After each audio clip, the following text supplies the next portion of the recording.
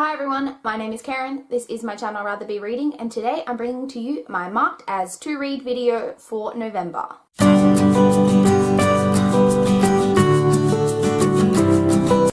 So for those of you who don't know, my marked as to read videos is a series of videos where I sit down and talk to you guys about all of the books that I marked as to read on Goodreads over the past month. Any books that just kind of tickled my fancy and I thought looked really interesting, and so I decided to put on my virtual TBR shelf. And yes, I am wearing makeup for I think the first time ever on this channel. I'm not a big makeup wearer. I don't just not wear it on this channel, I don't wear makeup at all on a daily basis. I wear makeup kind of for special occasions, if I'm like going out with friends or anything like that, or just like on special occasions really. And tonight I'm going out to dinner for my mother's birthday, which wouldn't necessarily just going to dinner make me wear makeup, but I recently got a ColourPop order of lipsticks which I've been trying out. This actually shows up a lot darker on camera than what it does in real life, but in any event, yes, I do sometimes occasionally look a little nicer than usual. So I have a total of 15 books to talk about this month that I marked as to read, which I think is the lowest number ever in one of my marked as to read videos. So that's kind of cool. I didn't go super crazy this month because my to read shelf on Goodreads is somewhere, like it's over 500. I don't think we're too close to 600 yet, but we're definitely over 500, which is ridiculous. So you know, it's good to not add too many to the list, but I do have 15 books to talk about, so let's jump straight in.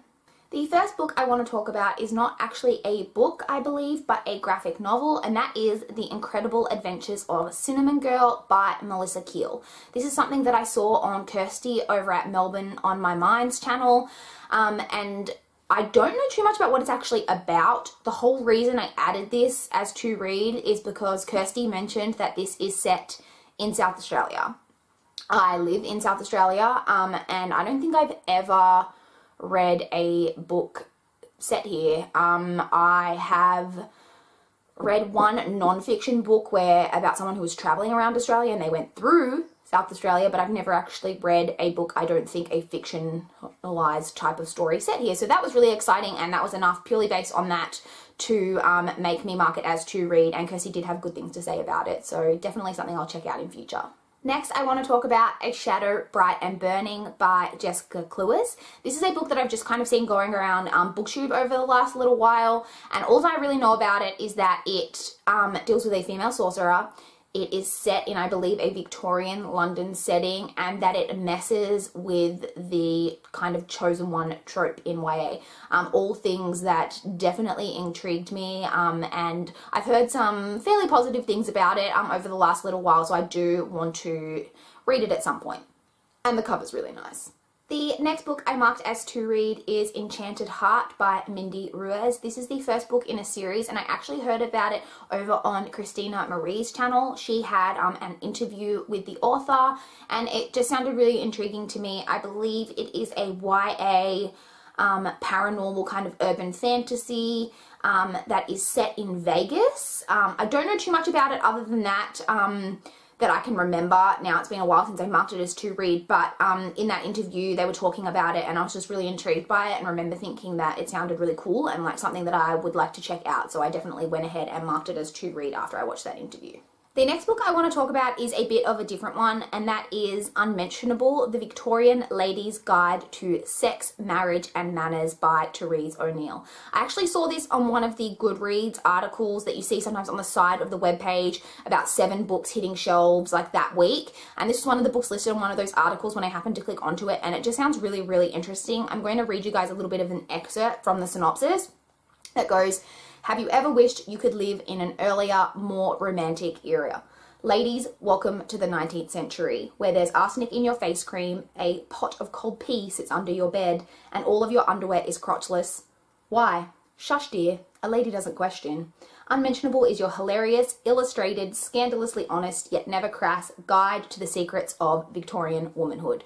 So as you can tell from that, this is a non-fiction guide to being a woman during the Victorian era, and that just sounds really, really interesting to me. I think it's going to be really funny, but hopefully really informative. I really enjoy books set in the Victorian. It's like, has that really, again, what they said in the synopsis, a really romantic idea to those of us who are living way past that time period.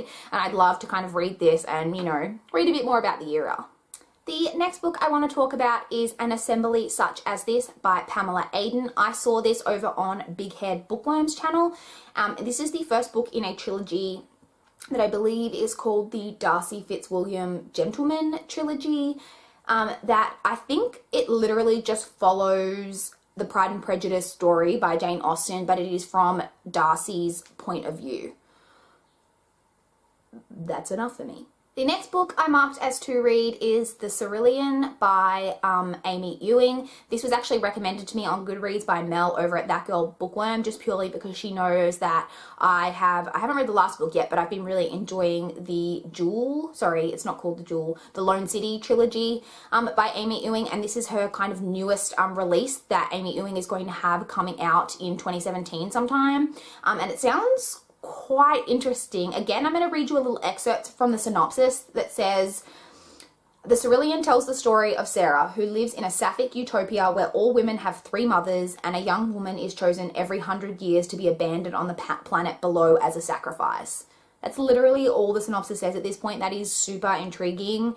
The whole, you know, utopian society with 3 mothers. I don't know how that's going to work. It all sounds very, very interesting. And as I said, I have enjoyed Amy Ewing's other work, which I know is an unpopular opinion, but I personally have enjoyed the Lone City trilogy. So I definitely will probably check that new book by her out. The next book I marked as to read is Monster by CJ Scoose. This is a book that I saw on Kate from Girl Reading's Halloween recommendations, and all I know about it is that it is a young adult mystery thriller set in a boarding school. That's basically hitting a whole bunch of my buzzwords. Boarding school, mystery thriller, yes please. Kate had good things to say about it. Obviously she was recommending it, so I definitely want to check this one out. The next book I marked as to read is The Call by, I'm going to butcher this, I apologize, Peadar O'Gillian. I'm sorry. This is, again, another one that I've just kind of heard buzz about on BookTube over the last little while, and it's one of those kind of synopses that I don't really understand what's happening. It's been compared to The Hunger Games a little bit, I believe. It's set in a world where at any moment you could disappear and end up in this other world or something where a horn will sound and all of a sudden you're being hunted. Something like that, I think. It sounds really interesting. I've heard some fairly positive buzz about it on BookTube, and it's definitely kind of, it sounds quite different, and so I do think it'll be good. I've heard, like I said, positive buzz about it, so I do definitely want to check it out in the future. The next 2 books I want to talk about are both books that I read, I found on a Bustle article about books to read while you're waiting for the Girl on the Train movie. I wasn't personally really waiting for the Girl on the Train movie because I hadn't read the book yet, but I still read the article to see what books they were talking about. And the first of those is We Could Be Beautiful by Swan Huntley.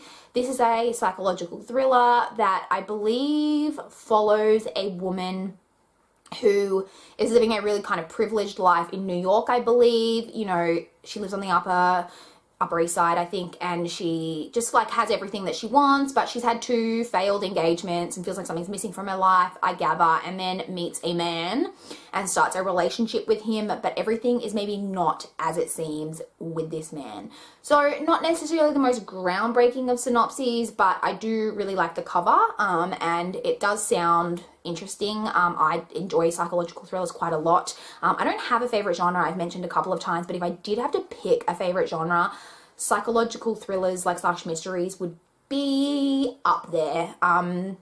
So I do want to check this one out because it does sound pretty interesting. The other book from that article is A Small Indiscretion by Jan Ellison. Again, this is a psychological thriller that I believe follows a woman who had a bit of a wild youth, but she has since settled down, married, had children, when some indiscretion from her past crops up and starts to affect her present life. Again, not a groundbreaking synopsis, but I do quite enjoy books set around that kind of trope of someone having a secret about something that they've done in their past that then kind of crops up and starts to affect their life, which sounds like exactly what this book is about. So I do definitely want to read this one. The next book I want to talk about is The Female of the Species by Mindy McGinnis. Again, this is a book that I've been seeing going around BookTube a little bit of late. I have no idea what book is about, except that it deals with rape culture. Rape culture is something that I personally am extremely passionate about. I just really enjoy reading books like rape fiction, I guess. And I do just really want to check this one out because I've heard really, really positive things about it from the people on BookTube who have been picking it up. And this is probably one that I will pick up soonerish rather than later because, as I said, it is an area that I'm really passionate about. So I do really want to read this one. Next, we have Darkmere by Helen Maslin. This is another book that I saw on Kate from Girl Reading's channel. And this follows a girl who gets invited by a boy from her school to spend some time with him. I'm not sure if it's just her or if it's friends. Anyway, at a castle that he has inherited. And I think they kind of get caught up in the past lives of people who have lived in the castle. It sounds really creepy and gothic, i.e. right up my alley. And again, I really enjoy the cover. Next we have As I Descended by Robin Talley. All I know about this is that it is a Macbeth retelling with a female romance. I actually did study Macbeth in high school, so I do have kind of a general knowledge of the play, and I've heard, again, really positive things about this, and it just really intrigues me, and I do want to check it out. And again, I think it's set in a school, which, you know, yes please. Next, we have Awakens by Elise Cover. This is a book that I actually marked as to read because it came up in a Goodreads giveaway and I couldn't believe that I'd never marked it as to read before. I know that Michaela from Michaela Eve Reads extremely loves this whole series. I don't really know what it's about. I'm not gonna lie. It may have something to do with some kind of elemental magic. I'm getting that from the title, but I actually really don't know. That could be completely wrong. But I've just heard really positive things about it. I do, again, enjoy the cover. I seem to like a lot of covers in this video. But yeah, I do definitely want to check it out. Again, like I say, when it came up and I saw that I'd never marked it as to read, it was just really weird. So I immediately rectified that situation. And the final book that I marked as to read over the month of November is Allegedly by Tiffany B. Jackson. This is something that I saw over on Paige's channel in a TBR video of hers, and it sounds like a really great book. It follows the story of a black woman who is a nanny, I believe, and a white baby dies while in her care, and she is accused and I believe convicted, I think it says that in the synopsis, of the murder of this baby. And I don't know, obviously the book is called Allegedly, whether she really did have some hand in causing this baby's death or whether she didn't. That is all about how it affects her life, and obviously it's going to deal with some kind of racial issues, and it sounds like a really, really great book, and I definitely want to read this one at some point in the future. So those are the 15 books that I marked as to read over the last month or so. I would love to chat with you guys in the comments down below if you have any thoughts on these books or any books that you've been really excited about that you've marked as to read recently. I'm always looking for more recommendations because, you know, why not get that to read list on Goodreads up to 600? I mean, it's going to happen eventually. Why not now? So yeah, I'd love to chat with you guys in the comments down below. Please like this video if you liked it. Please subscribe if you want to see more from my channel. But that's all I've got for this video today. Bye guys!